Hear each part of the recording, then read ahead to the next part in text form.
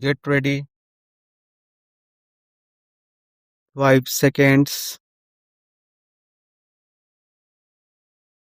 With the cooperation of all and the implementation of the 5-year plan, I am sure, sir, that we should be able to lay the foundations and fulfill the dreams of India. It is indeed encouraging to know from the finance minister that there is a tendency of lowering food prices all over the world, and in that case the prices in our country too would be lowered. Regarding defense, for obvious security reasons, I do not agree with my friends who say that the expenditure should be curtailed. It is not advisable to take any undue risks and slacken the defense arrangements.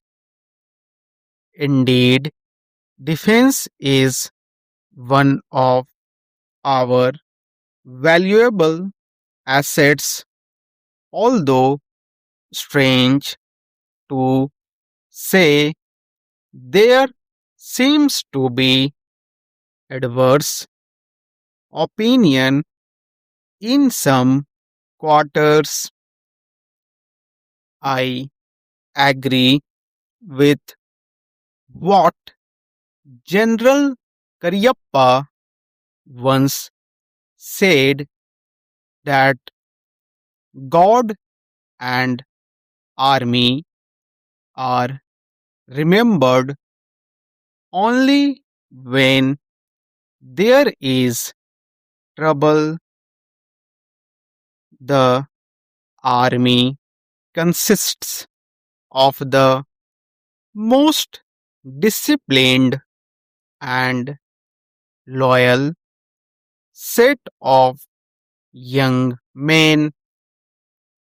It would not be proper to effect economy in the pay of these brave officers, as it would not be an incentive for the right type of young men to join the army, and it would become ineffective and inefficient. I believe already officers who were drawing rupees 1400 as their pay are now getting only rupees 700 and about rupees 100 as allowance. That is, they are getting about half of what they were getting before. It is very hard for those officers on field duty to establish separate establishments for their families and for their children, and I would specially appeal to the finance minister to see that the family allowances may be restored to those officers who are on field duty.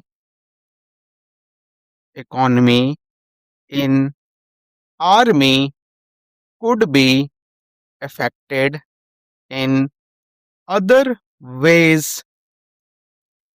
There is scope for more efficient operation of defense industries, which process seems slow, and by purchase policy of utilizing goods and stores indigenously manufactured, preference should be given to country made war materials such as could be produced here, and they would be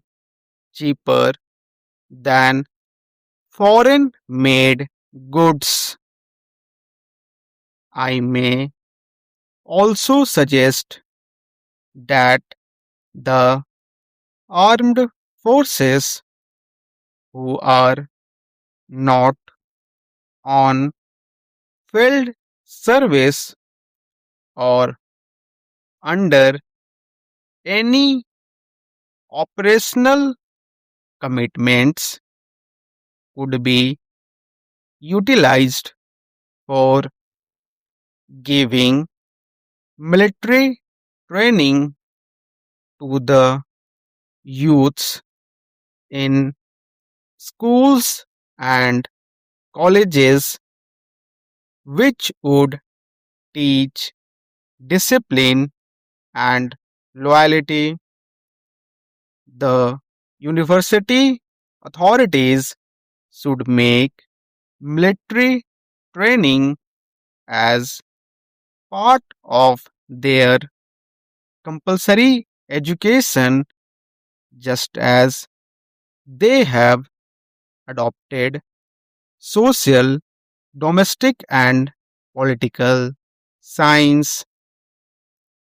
The National Cadet Corps is already inculcating military training in some universities such as Bombay and Calcutta, but if military training is made compulsory for our university students, it will go a long way